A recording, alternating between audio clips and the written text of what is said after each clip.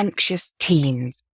How do we reverse anxiety in our young people? Welcome to the Resilient Kid podcast with me, Ashley Costello, psychotherapist and founder of the Resilient Kid movement. So, anxiety in our teens. Now, last week we talked about it in our primary, but actually this week I wanted to make sure that we look at teens in a very different way. Often we'll say our kids, our kids. And actually, I think it's really important to make that distinction. There's often support that we can do for both age groups. But for me at the moment, anxiety in teens is at an all-time high. Anxiety in kids is in honesty, which is why we're doing these special podcast episodes, newsletters, free download. So if you've not got your free download brochure on top tips, then please have a look in the show notes and download that. And we are also going to launch a reverse anxiety kids course, which is 90 days, and you get direct access to me and lots of tips and methods and strategies to reverse anxiety in your child. So let's crack on with today. Now, for me, teens and them struggling, and we'll come on to what anxiety looks like, but for me, it's all about balancing that autonomy, their independence with support, because I think often as parents, we think, okay, they're at an age now, often they're taller than us, which is quite disconcerting, isn't it? They're taller than us. And so therefore, in our head, subconsciously, we think they've got it. They're all right. They're nearly a grown up, and actually they're not at all. But it is a fine balancing act between supporting them and obviously encouraging their independence. So we're future proofing them, for giving those life skills and stuff. But I think for this specific thing is we know that if they are struggling with anxiety, if they are struggling with that stress and that worry, it can make everyday things feel very overwhelming. Just an example is go and tidy your room and there's still stuff there in it. And, some days that that's just because it can't be bothered. And then other days it's because they don't know where to start. And that's where the anxiety jumps in.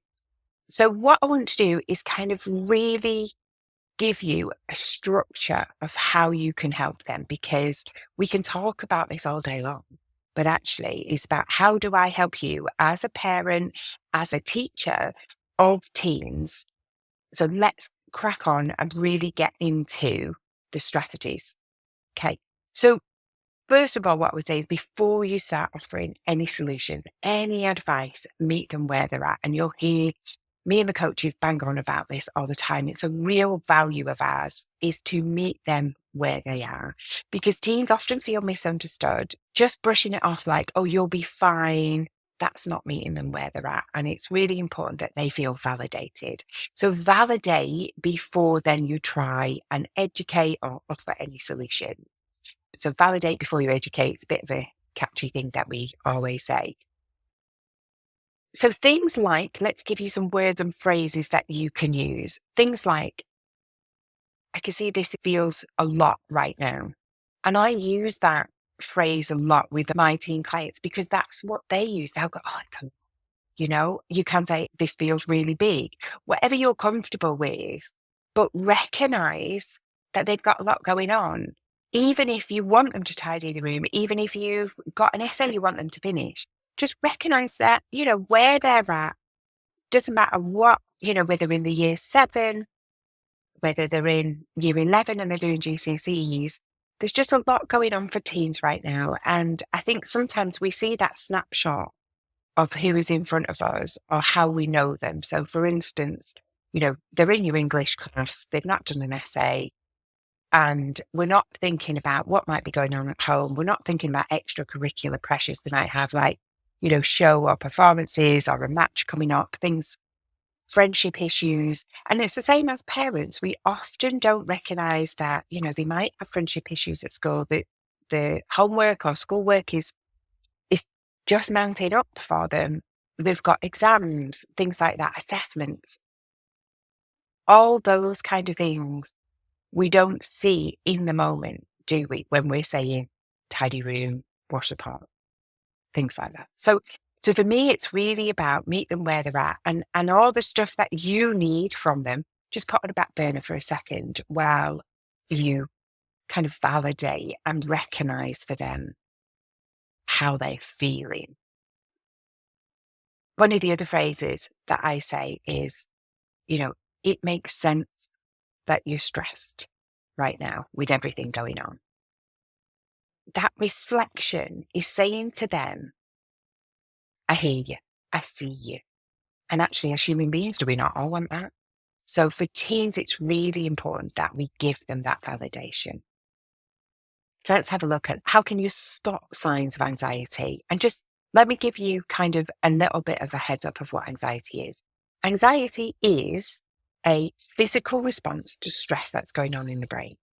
Now, we know that, and if you've listened to this podcast, you'll listen to me bang on about it a lot, but we know that that stress is often caused by feeling under threat, feeling unsafe in the brain. Now, that can be a actual threat, like being bullied, or a perceived threat, like a looming deadline.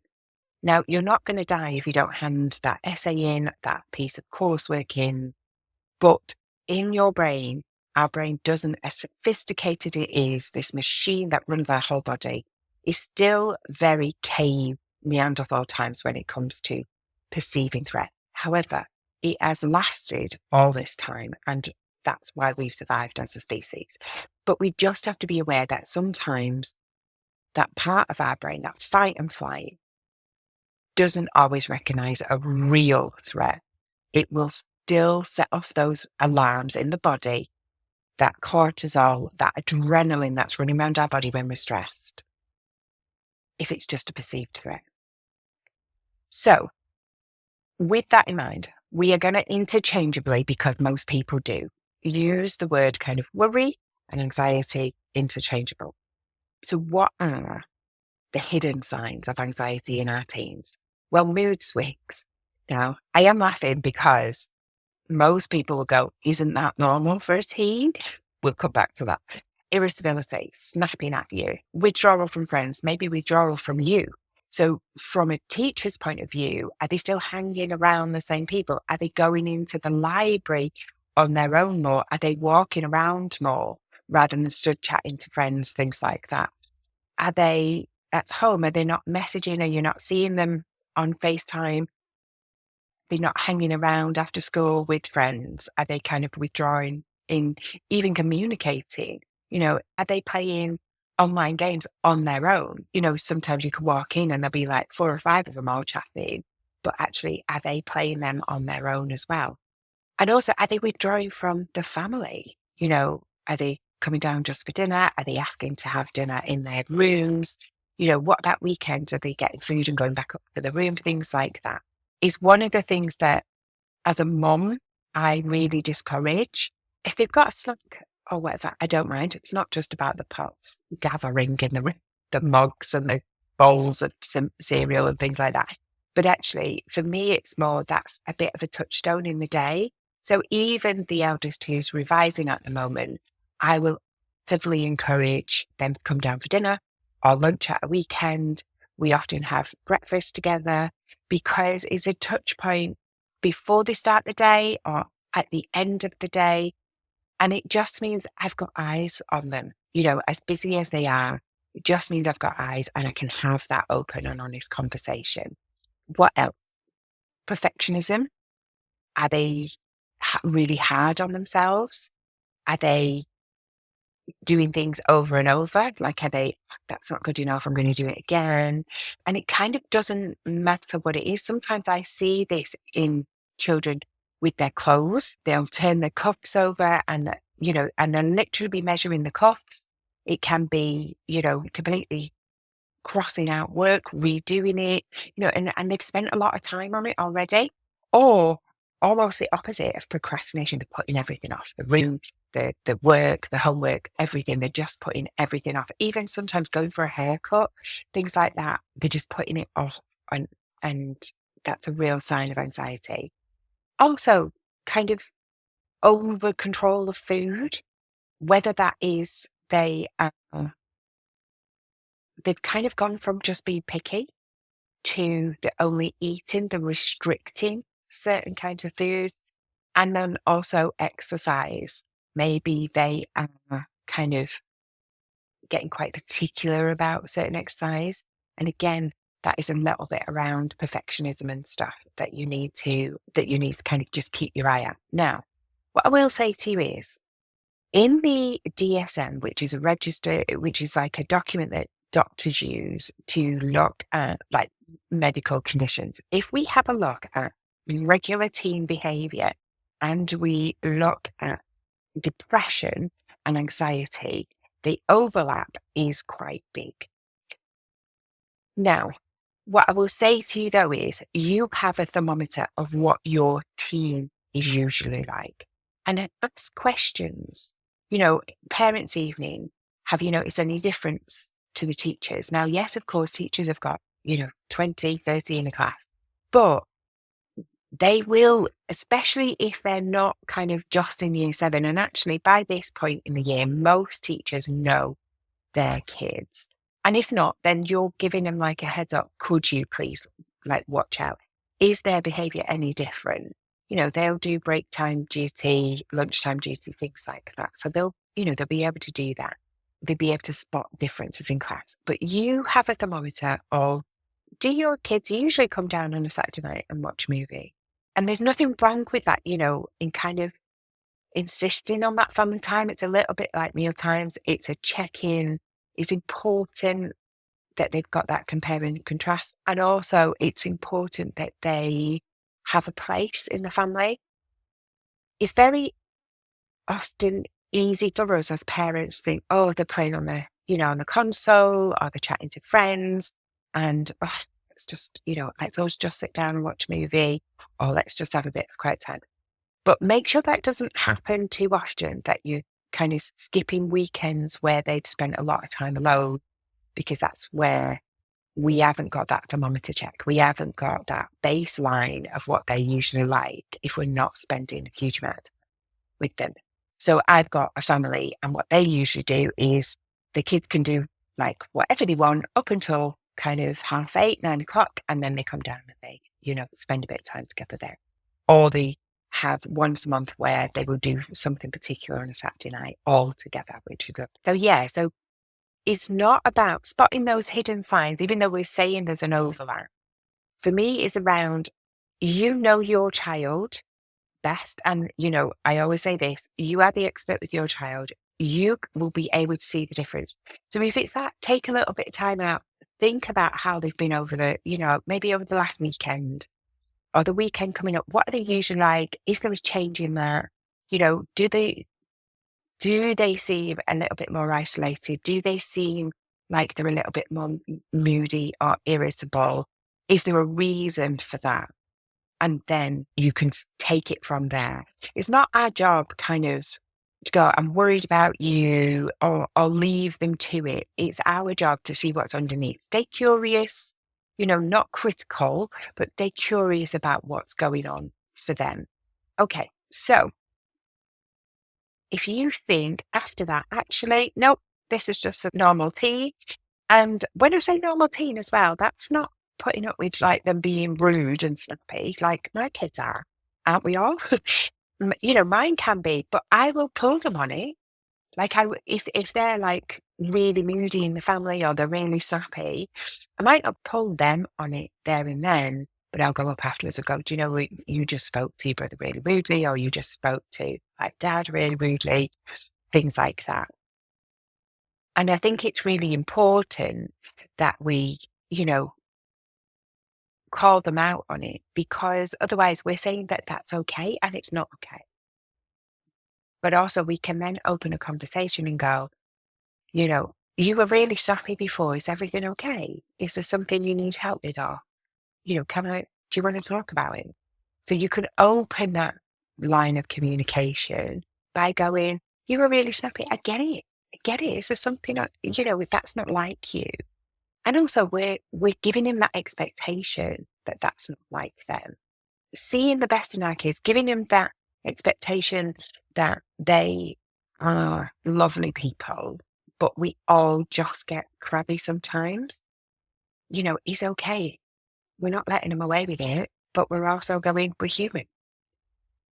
Okay, so if your child is an overthinker, if your teen is an overthinker, and you'll know if they are because they'll kind of come in and they'll go, they might start talking to you and opening up and talking about something that's happened with a friend, and they keep thinking and thinking about it, or something that's happened with a teacher, and they're, what if this? What if that? So, okay, what I want you to do is kind of reframe it for them. Those negative loops that they take themselves on, that builds patterns in the brain. So we kind of want to be able to reframe that for them. And they don't get this skill straight away. We need to help them with that. So for instance, if they say, oh, what if I fail? And I get this at the minute with year sixes. What about SATs? What if I fail? What if you do? What if you do really well? We've got exam season coming up now for every age group. Year 10 have got mocks, year 11 have got GCSEs this year. We're talking within 6 weeks, 7 weeks, they'll have started. And also A levels, same time frame. So, the conversation around what if I fail? What if I don't remember? What if I can't do this? What if then start to reframe that. But what if it goes well? What if this is the start of something great? Remind them of a time that they did worry, but it still turned out okay. Now, the reason for this is, and I talk about those patterns in the brain because it's not just the emotional, but it's actually physical in the brain. We have a filter in our brain, and it's called the reticular activating system, the RAS. Now, to give you an example, when we buy a new car, and I think I might have given the same example last week on the podcast for the younger ones. But say you've had a blue car years, and then you buy a new red car. Your brain then looks all other red car. It looks for those opportunities to see other red cars because you have just assimilated something new into the brain. And our brain is amazing at that. New information, the old adage, I think Maya Angelou said it, when you know better, you do better. That should be a tagline for this particular filter in our brain. When we get new information, it takes it in, assimilates it, and then adapts. And so that's what it's doing. When we talk negatively all the time, and this is a really good top tip for parents, that when we talk negatively, we are setting that pattern up for them. And sometimes it's a bit of a jump between what is happening and what you would like to happen. So the what if phrase is like a medium one, because sometimes we can't imagine getting, really good marks on our GCSEs right now when we're very overwhelmed about revising. But we can say, but what if? So you're just opening that possibility. You're opening that filter system for the brain to look for opportunities for them to do well. And they will. When you talk positively, when you reframe, and that's kind of what we call this technique of looking at it differently, then we're opening the brain to opportunities to do well. So it's really important that as adults, we set the pace there, because if we're saying, oh, you might have a hard day or you might have a tricky day, then the brain also does that. It looks for opportunities to have a tricky day. And then that's when the self-fulfilling prophecy comes in. See, I told you I was going to have a bad day. Well, actually, let's reframe that. What if you have a good day? What if everything turns out okay with your friends? What if you do well on those exams? So it's about interrupting that spiral of negativity after you have validated how they feel. Always validate how they feel first, so they feel heard, they feel seen, and then you can go into the reframe. What if? And that's a nice light touch one that you're just opening possibilities. Before you go in and go, oh, you'll do great, you'll smash your exams, you'll be brilliant, you'll make loads of friends at your new college, whatever it is. Sometimes that's too much for them.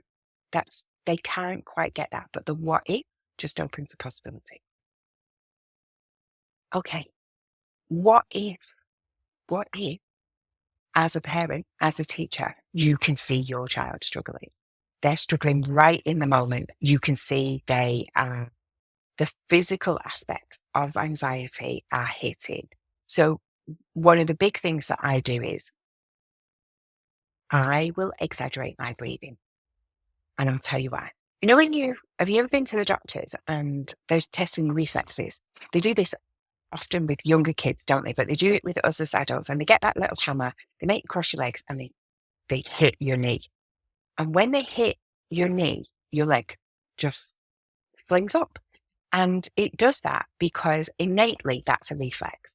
Now, innately, when we have small children and we put them on our chest and we breathe deeply, they will calm down. So you can't pick up, well, I don't know about you, but my teens are way too big for me to pick up and put on my neck. And one of them's taller than me anyway. But we can't do that with our kids. So what we do with our teens is exaggerate your breathing. Now, I am not going in front of them, but what I am doing is breathing deeper, exaggerating my chest movement, and innately they will copy, and that will calm them down. The quickest way to calm down anybody is breathe in through the nose and through the mouth. If you are stood opposite them, that will really, really help. So just to calm them down, a little tip I give to a lot of teens is when they start to spiral on those thoughts, when they are thinking a lot, is count backwards in their head, 5, 4, 3, 2, 1. And that disrupts that pattern of negative thinking, and then think positive. So again, you can say, something like, what if I have a good day? For me, I would even try and take it a step further. I am happy, healthy, and safe. Well, I am okay. Yeah. So that 5, 4, 3, 2, 1, when they have that negative spiral in the head, don't, have to look like you're talking to yourself. 5, 4, 3, 2, 1, I am okay. And what you're doing is you're giving the feedback to that part of the brain we were talking about before, that fight and flight part of the brain. We're giving that feedback and saying, I am okay. So it's really good. Other top tips for me is movement, walking, getting out, stretching if they can. Things like come with me while I just get. So get them to come upstairs with you. If it's cold outside, if it's wet outside or whatever, and you can't wrap up and get yourself out for a walk with them, then even if they just go up and down the stairs a couple of times, because what's happening is when that fight and flight part of our brain releases, then we have a cortisol and adrenaline running around our body that sits there. When that sits there, it makes us worse. And if we don't get rid of it, it means that we can spike in anxiety again. So it's really important that we get them moving. That's why I'm a massive advocate of everyone having, some kind of hobby, physical hobby outside of school, because it's really important. It's why we have PE. We should have more PE and games in school, because it gets rid of those super fuels that, in its place can really help us. But if they tip over, we're not using them, then it can make us more anxious. It can make us more stressed. So any kind of movement. Also as well, I get teens particularly is to create a calm me down list. All right. So I usually get them to do kind of 3 playlists. I'm not suggesting it now, but I have like I'm angry. I just need to get my angst out. One where they just need to calm down, and a focus list as well, which usually I recommend that they don't have words in that. So I do have a 17-year-old client who has Disney instrumental, helps them study, which is brilliant. But for this particularly, any music, you don't want to be listening to angry music when you feel anxious, because it will make you feel worse. But there's a time and place for that, of course. They want to listen to rap and get all their angst out of their metal, and that's absolutely fine. But for this particular thing, anything that kind of calms them down, anything that's, really just helps bring them down, because music lights up a part of our brain that is not touched by most other things. And so it is really, really good. The other thing is showers, baths, and even getting their wrist underwater. Like if you put your wrist under running water, that really helps the nervous system just reset, as does getting outside. If you can get them outside, come take the dog for a walk with me, or come on, let's just nip to the shop, even if it's, 5-10 minutes away. Doesn't matter. You're just changing that scene, getting them in fresh air, which helps reset the nervous system, and walking, moving those cortisol and adrenaline through the body so they can kind of have a little bit of a reset. I think the other thing for me as well is having a look at what they can control and what they can't. Now, when they're in the middle of the brain dump that they often do with us and they're feeling all the feels, then it's not the time. But when they've calmed, so that's why I've purposely put it after how do we, ground them after anxiety hit, is then, they're calmer. Maybe you've been on your walk, maybe they had a shower, they've had something to eat even, so that helps ground them a little bit. Then you can have that conversation. What's one thing that you can control right now? And actually, it usually comes down to how they feel. Right? That's what they can control. They can't control the friendships. They can't control the school pressure right now. They can't control maybe how they feel about the body or growing up. I think there is a massive connection between this time of year and anxiety spiking because year 6, year 9, year 10, year 11, year 13, there's massive changes afoot. And all of those are connected to growing up, responsibility, and everything that comes with that. So you will have a year 6 thinking, oh my goodness, I'm going to high school. It's all very different. And they start talking about growing up. You have years kind of 7 as they are going up to, they're no longer the babies of the school. There's more responsibility. Sometimes year 8, because they've got to start, they know they've got to look at options next year. Year 9, because that's their, they've taken their options, but actually year 10 means that that's the start of GCSEs. Year 11, because they've got GCSEs and they're going to go to college or jobs or whatever. And then year 13, because this is exams. And then are they going to have to leave home if they're going to university often, or they're going to have to get a job?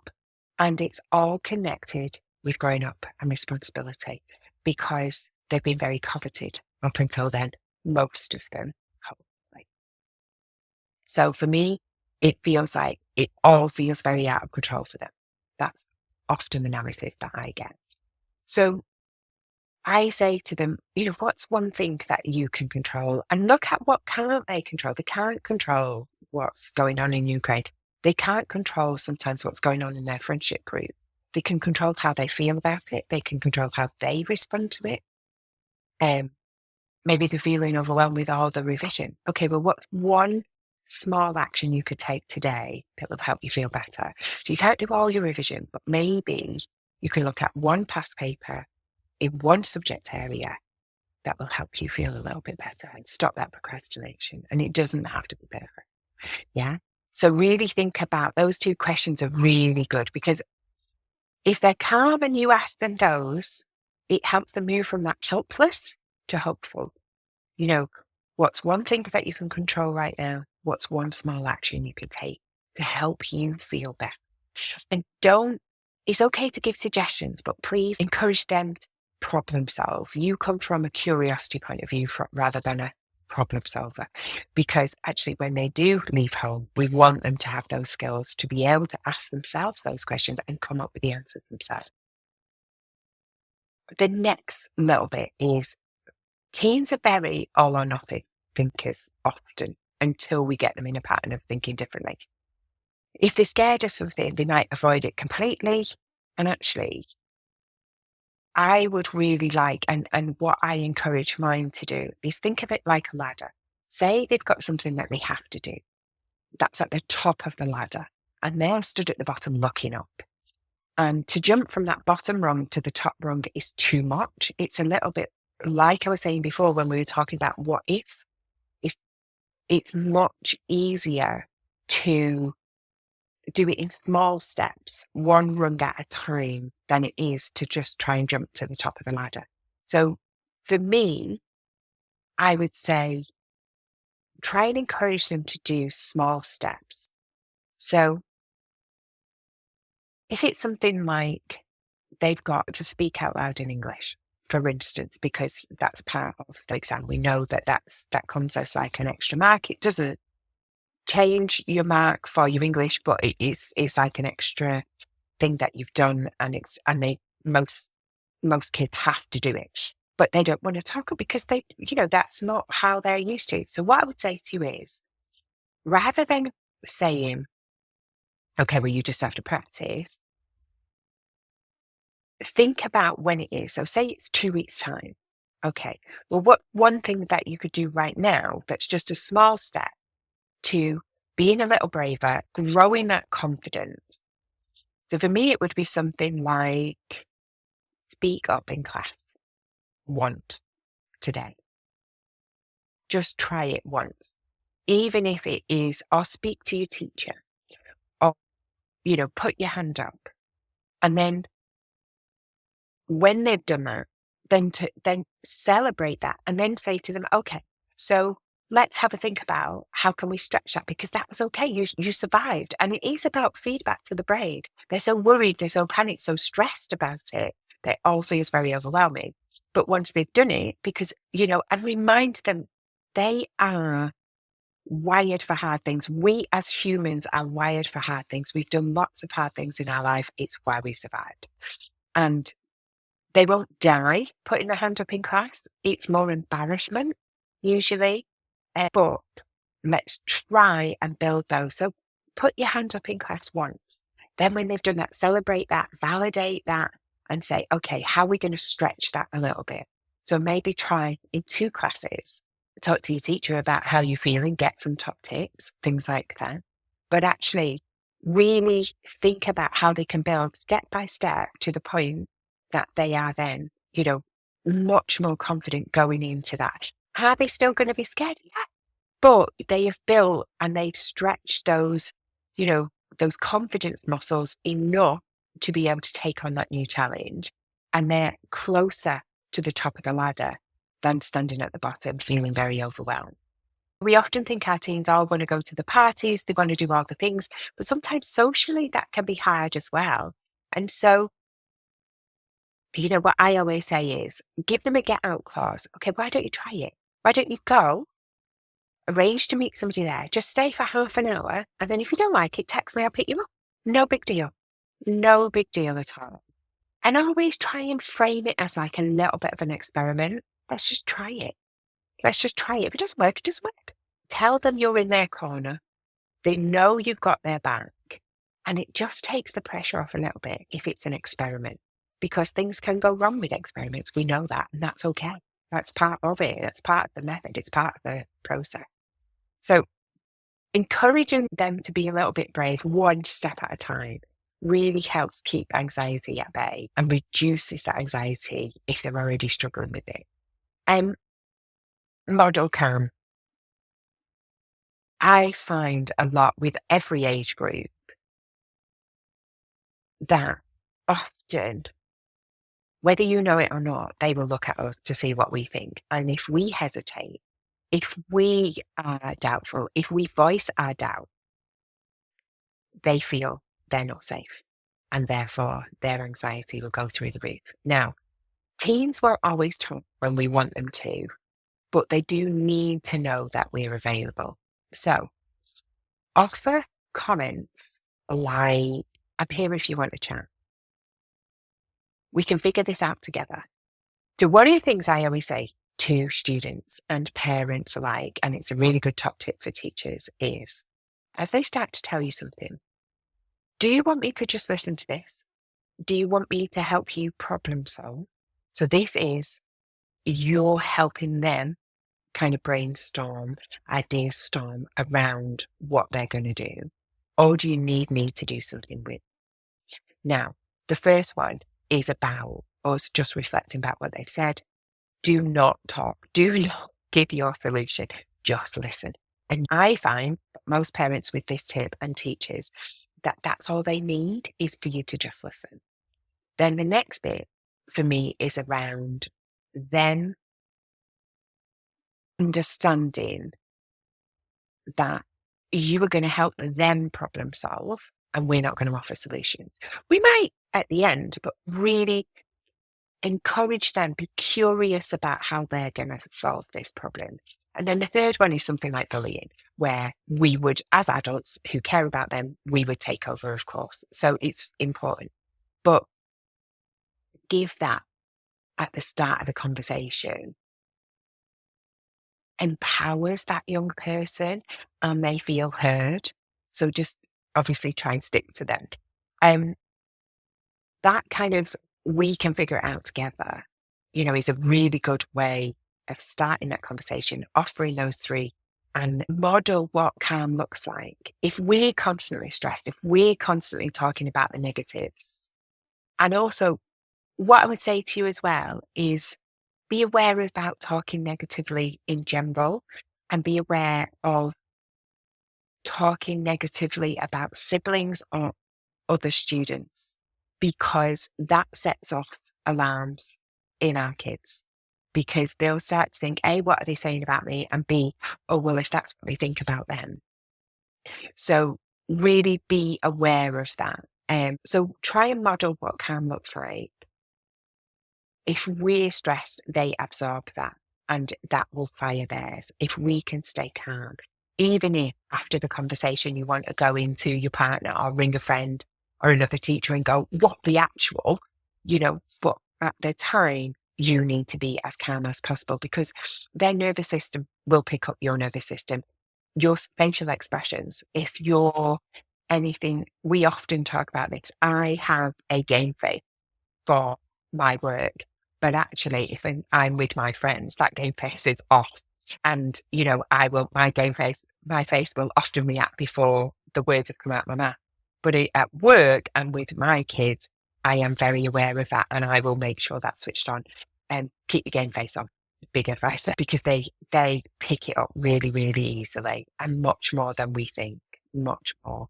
And I have got evidence of that. The kids tell me all the time.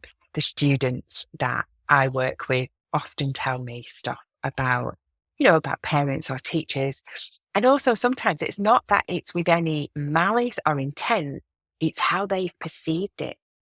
It's how the kids themselves have perceived your face. And you might just be concentrating. I know, for instance, and this actually is a really good point before we finish, there is a stage in teen development where they become almost face blind. And it's a really good thing. It happens in the brain for lots of good reasons, which I'm not going to go into here because this is already, quite a long podcast. But to give you an example, I'm in the kitchen chopping. One of my teens comes in and goes, everything okay? And I was like, yeah, good. I'd already had the conversations about school, blah, blah, blah, but I'm chopping, getting ready for tea, da, da, da. And I'm just concentrating because I'm thinking, right, I've got to do this next and that next, in prepping dinner. And they were like, oh, you sure? So I said, yeah, why? And I'd noticed they'd said it a couple of times to me over a couple of days. And I just said to them, I need to ask you about that. Why do you keep asking what's wrong? Like, and they said, oh, you look cross. You look like there's something wrong. And I'm like, oh, babe, absolutely not. And that's when it clicked that it had started for my kids. And I was like, actually, let me explain. There is this period that we go through as teens where we get face blindness. Absolutely, you've done the right thing by asking me I'm okay. But please know that if I say I'm okay, I am. I was just concentrating. So you won't have seen that. You might perceive that there's something wrong. However, I promise you that off the back of that, I will always tell you if there's something wrong. And I'll always come to you. If I'm upset with you or, anything like that, I can literally concentrate. And you're probably lucky I didn't have my tongue out, because I do that too when I'm concentrating. And we had a laugh today and it was absolutely fine. But just be aware that, kids pick up on things, but also they pick up on things that might not be there. So please just be aware of that with your game face. Okay. So I hope that's been really helpful. I hope there's lots of tips there. There's a lot to cover. Now, there is a free download. There is a brochure that's downloaded. Go in the show notes, click the link to the free download. We are also doing a course in April, which is 90 days reverse anxiety. in your kid, and that is of kids of any age. It's going to be fantastic. And the reason that is we're going to be joined by the coaches. A lot of the coaches are going to come on board as well. There is going to be a Facebook group where you can ask questions about your kids. Every 2 weeks, there will be new content and a call. So you can ask questions ahead of time.